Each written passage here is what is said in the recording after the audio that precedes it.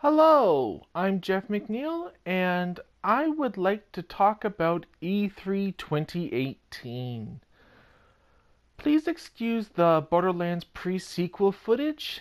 I'm currently learning how to edit videos, but I'm not there yet. So I'll just be talking over me playing. I hope you don't mind. So it's Tuesday night. We've seen a lot of the major press conferences, and we've got a lot of information about releases. So I want to talk about some of the games that interest me so far. There are, of course, more reveals to come, but as of this moment, these are the things that interest me. So the first is Ori and the Will of the Wisps, sorry. A sequel to Ori and the Blind Forest. I first played Ori and the Blind Forest on Steam release, and it was, I think, the complete or the ultimate edition. It was basically the version that included the DLC, the deepest dark area, some additional story content, and I really enjoyed it. At least from like a visual and auditory perspective, the presentation is amazing. It really does look and sound as good as you've heard. Any rumors you've heard about the game's, amazing art style and everything, that's true. And I really enjoyed it. With tutorials. But I found that the gameplay wasn't as amazing. I actually found the platforming to be kind of stagnant in some places. I mean, it looks cool, but a lot of it is you've got to be incredibly precise or you'll die. Luckily, death is pretty quick and you return back to action almost immediately. But the game itself, in terms of gameplay, I didn't think it was all that amazing. There was like one boss in the game you fought a couple times, and it was this weird, uninteresting worm thing. But yeah, Ori and the Will o' the Wisp looks really good.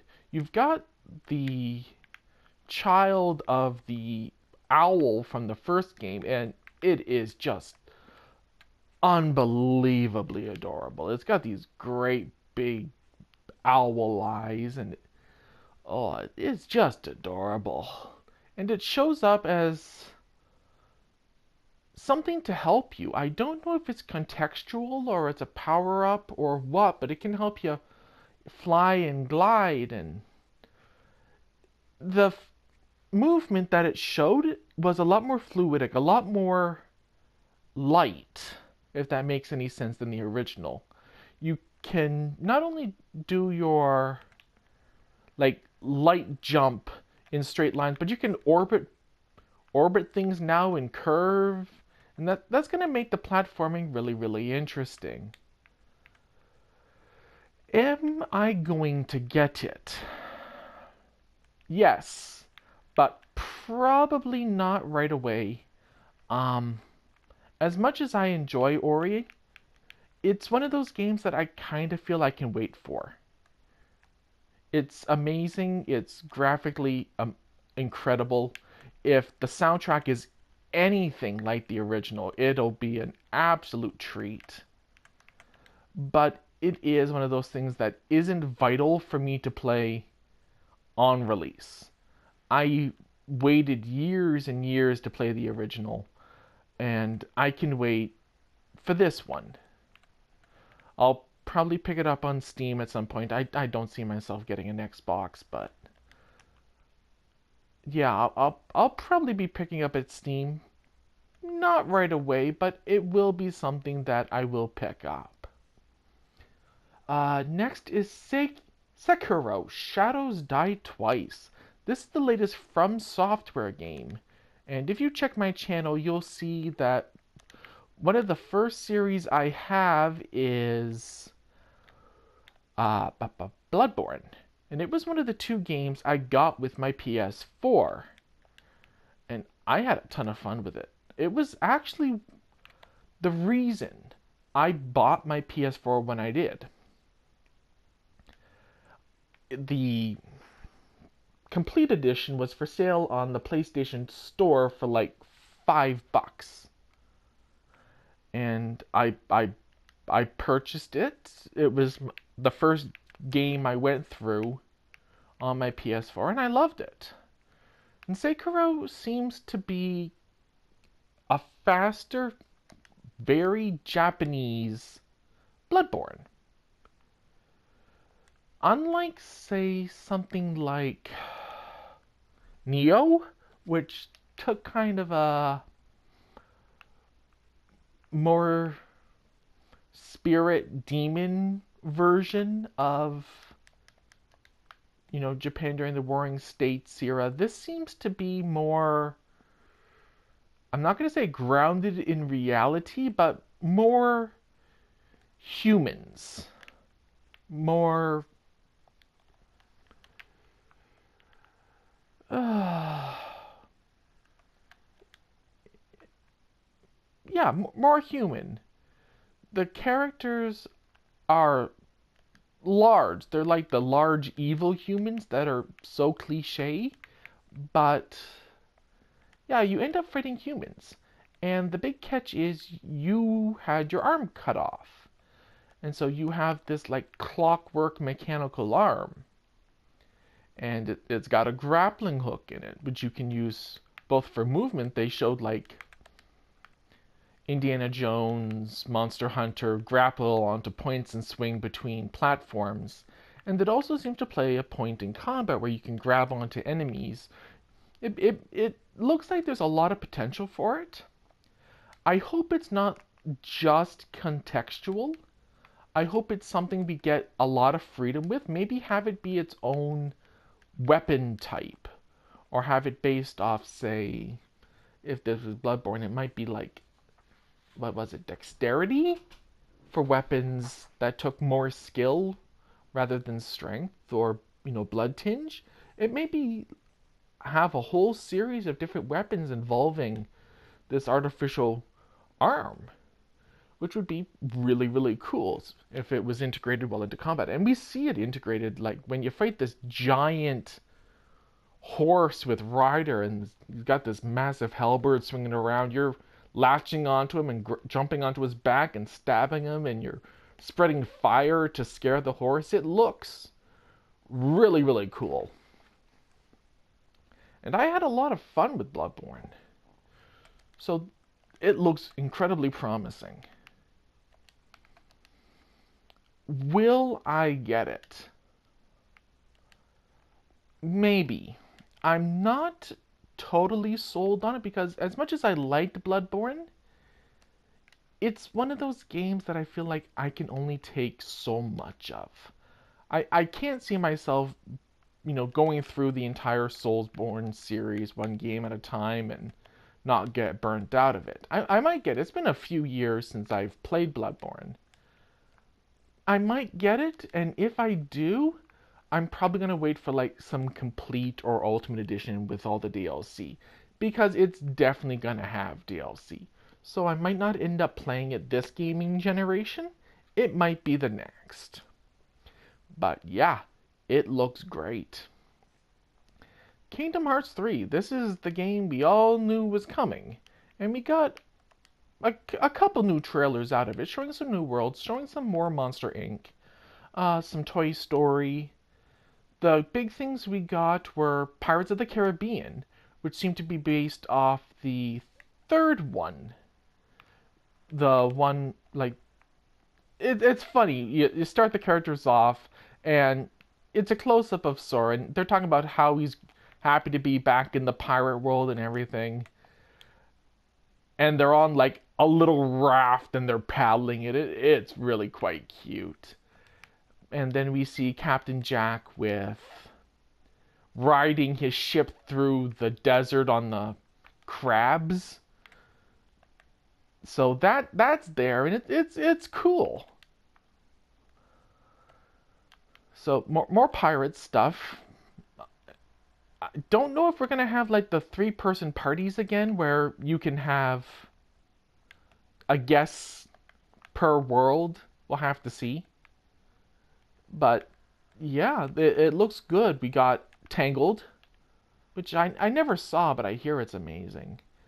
But Tangled, we've got Frozen. Frozen's finally been confirmed. But one thing I really like about it is the fact that the previous games have tried to like follow the style of the particular Disney franchise, but it's more like a video gamed version of it, if it makes any sense. We're not playing through the Tron movie, we are playing through the video game version of the Tron movie. We aren't playing through Snow White and the Seven Dwarfs, we are playing through a video gamed version of it. This looks like you're playing through that world.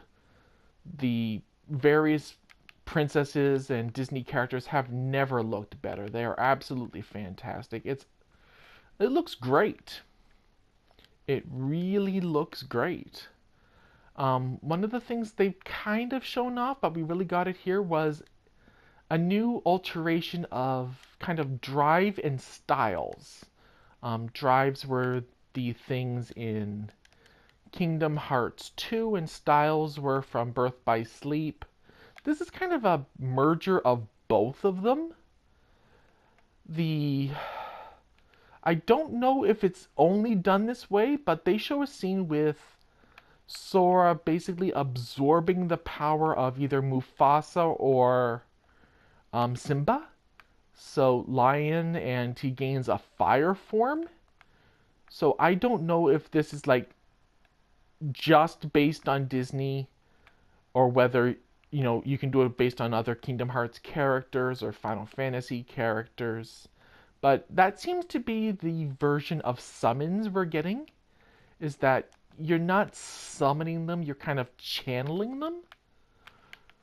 But it could be really, really cool depending on who they let you basically merge with and what they let you do. It looks really, really good. The one thing I'm kind of concerned about are the ride specials. I get motion sick. The one that really seems to get to me is the boat one, because it's like this first person and it's spinning all around and just ugh. We saw a little more of the shots. I forget what they're actually called from Birth by Sleep, but we saw a little more of that. So we're in a position where we are getting really close to getting the final result, but it looks really, really good. Am I going to get it? Yes, 100% yes. I'm probably going to get it like really early. I know that they're eventually going to do some like weird re-release 3.4 point final remix again, suplex, whatever. But yeah, I'm going to get it. It looks really good. So yeah, that's going to be coming. I'm getting that. Then they announced a kind of a remaster of Tales of Vesperia. And this is essentially a Western version of the enhanced PS3 version that was released several years ago. This includes bonus characters, content. It's essentially an enhanced version of the original version. That's basically what enhanced versions are, but it looks really good. I really like Vesperia. It's one of my top 3 Tales games. But would I buy it again? And I don't think I would. I'm currently playing another Tales game. I'll be getting a review of that up. It'll take some time because I haven't actually beat it yet. I'm just finishing some side quests, then I'm going to beat the final boss and move on. That'll be that. But I like Vesperia, but I don't see myself needing to beat it again. I don't think it's been long enough for me to really get all of it out. Like, unless it's like a reduced price. If it's a reduced price, like a you know, a $30 game, then yeah, I do it. I do it, but yeah, it's not quite at the point. It's not a game that I necessarily need to play again. If you've never played a Tales game before, then yeah, get it. It's one of the best ones, if not the best. Get it. It's great. But I probably won't get it again. Uh, okay, a big one that we know very little about. Bethesda announced The Elder Scrolls 6 is in some level of development. And that's all we know. We don't know what region it's in, what time frame it is. We had a logo, which is fine. I really like Skyrim. I tried for years and years to get into the Elder Scrolls. I hated Oblivion. I hated Morrowind. But I really liked Skyrim because it got rid of what I felt was a lot of the heavy-handedness at the beginning of the game. Like, the older Elder Scrolls games are very complex to people who don't know what things do. Like, what do the main abilities do? What do the sub abilities do? What effect do they have on your stats? What do the stats do? It's, to me, they were never user friendly and very front loaded with a lot of permanent decisions. Like, if you made a character and gave them the appropriate skills for a warrior, you are never going to be able to make a mage out of them. It just doesn't work that way. You have to re-roll a character. Skyrim gave you a lot more freedom in how you play because you don't need to make a character to play a certain way. You just played that way. And that's something I can get behind and appreciate as a player. I greatly enjoyed it. So I'm looking forward to this, assuming they keep things somewhat streamlined. I do obviously want new additional talents, cleaning up and rebalancing talents, new equipment, but I don't want them to go back to the old stat system and all that other nonsense that I had to deal with back in Elder Scrolls 3 and 4. I don't want that again. But I'm excited. Will I buy it? Probably, but not in the near future. Even if the game is everything I want from an Elder Scrolls game, it's Bethesda. And yeah, putting a Bethesda game in my PS4 day one is likely to catch it on fire. So, yeah, that's not going to happen. Mm-hmm. Yep.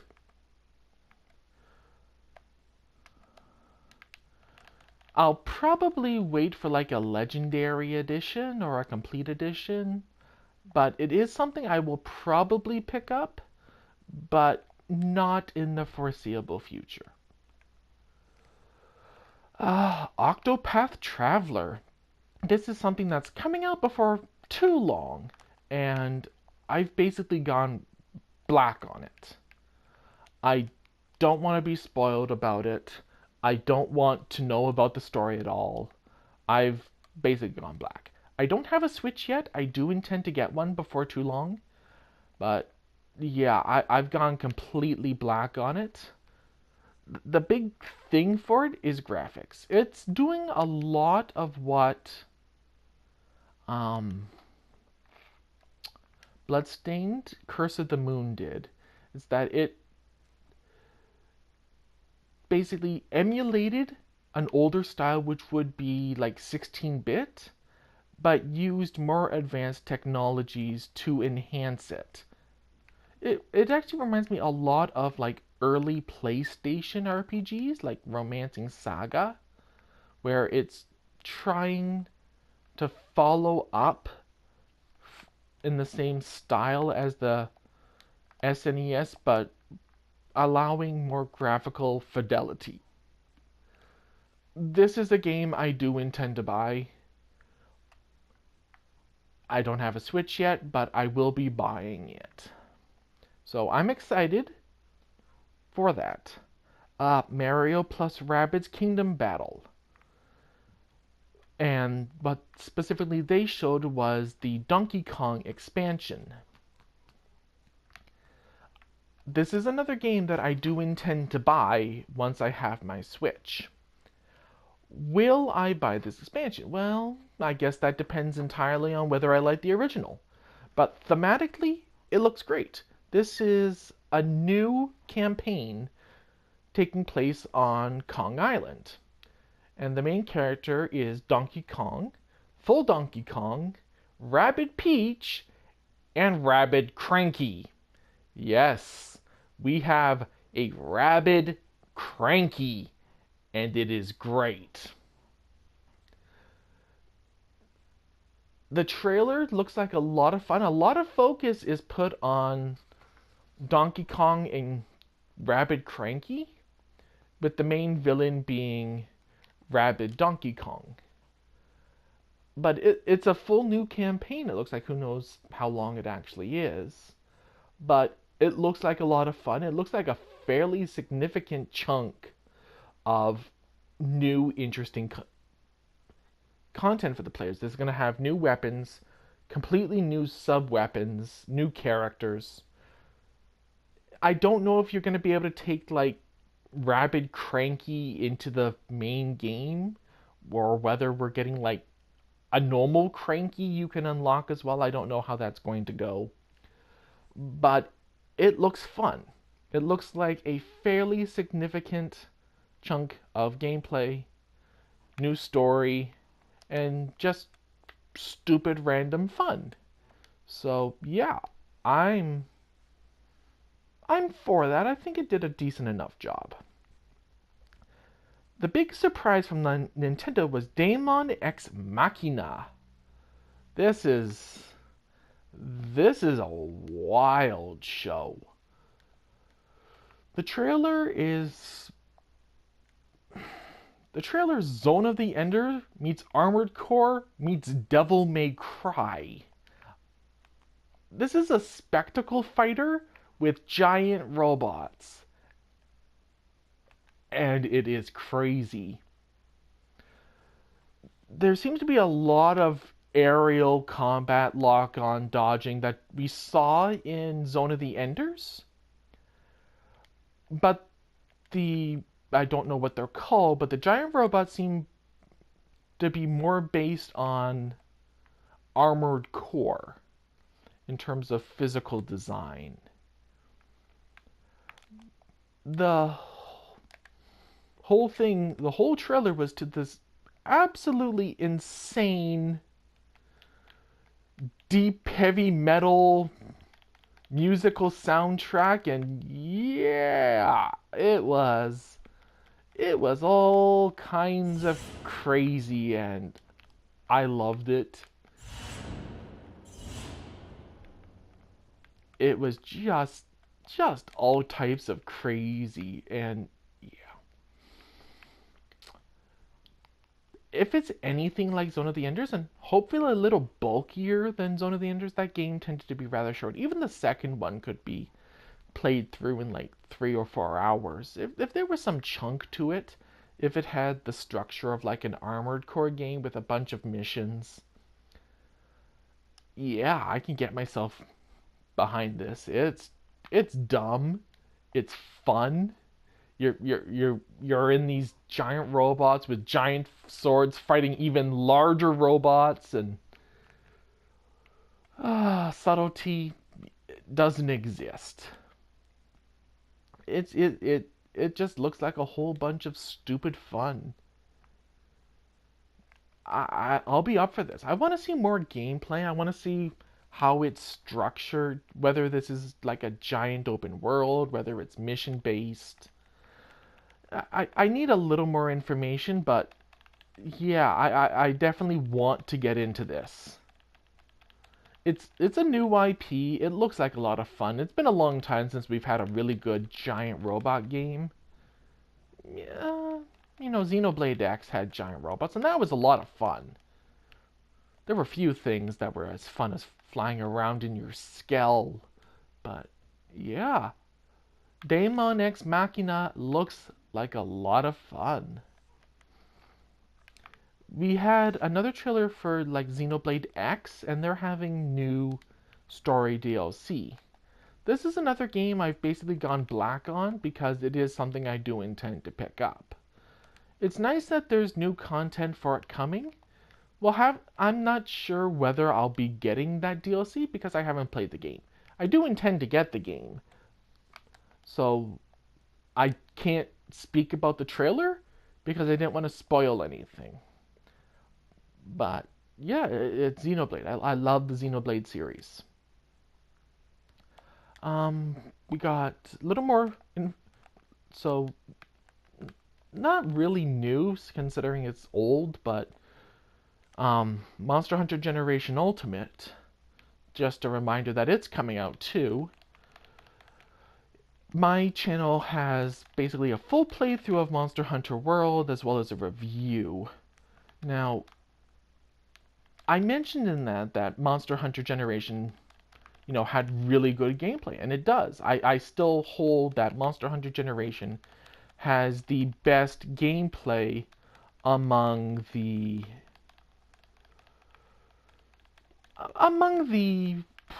Monster Hunter series games. Unfortunately, a lot of the stuff outside the gameplay is not so fantastic. I found, as good as the gameplay was, I found the environments, the basically layout of Monster Hunter World, not Monster Hunter World, Monster Hunter Generations to be bland. Hunts were great, monsters were great, but getting through the whole thing I found to be very, very painful. I did go through it. I managed to complete every quest in the game, but by the end of it, I was bored. I was bored. As much as I love the game, and I'm sure there's a whole bunch of new content in Monster Hunter Generation Ultimate, I don't know if I'm up for facing any more Monster Hunter at the moment. I put a significant amount of time into World. I've spent countless hours on Monster Hunter U and Generations. So I'm not sure if I just fell off a cliff. I'm not sure if I'm ready to, sink another 100 hours into the series so soon. I might pick it up and have that be one of those things I play once in a while to fill in the time, but I don't see myself picking that up as a must release. And finally, Smash Brothers. Smash Brothers Ultimate. This was rather wild.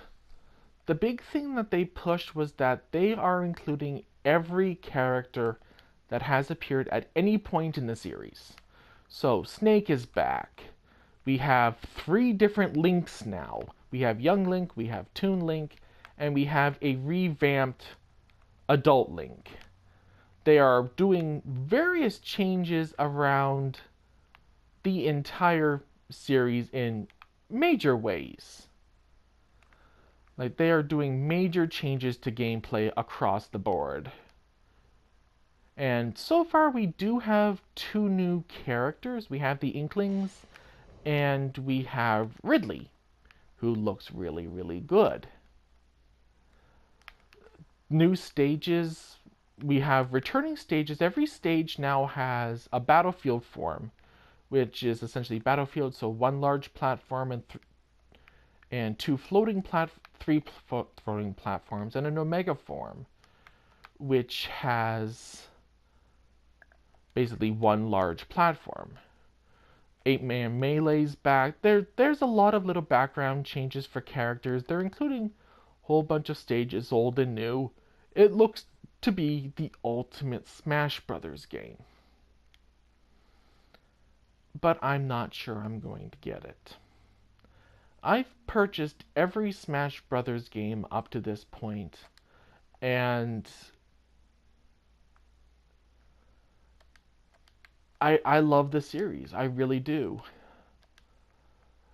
The problem is I don't have any gamer friends. If I purchased it, I'd basically be purchasing it to play completely alone or online. And online in the Smash series has been pretty touchy, would be putting it generously. Yeah. I love the series. I want to like I love this. I love the series. I like the idea of this new game being this ultimate version. But for someone who doesn't really play online all that often, with someone who doesn't have any, you know, friends who play games, I don't know if there's a reason for me to purchase it. Which is really, really sad because I love the series. I love all the characters, love the music, love the stages, love the gameplay. But it'd be just me. It would just be me. And that's pretty sad. So, yeah. I'd have to see more, but I don't know if I'm going to get Smash. And this might be the first Smash game I don't purchase. Overall, there are not too many must-buy games for me for this E3. There's been a few good things. You know, I'm keeping an eye on a lot of different things, but there's nothing that's making me say, yes, I must own this today. At least nothing new.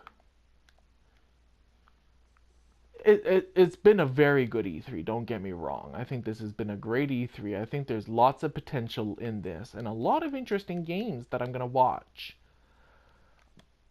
But yeah, it's very good stuff. I'm just not sure if anything is really changing any of my plans. I mean, Sekiro, Daemon X Machina, but yeah, there's anything I really want, I kind of feel like I can wait for.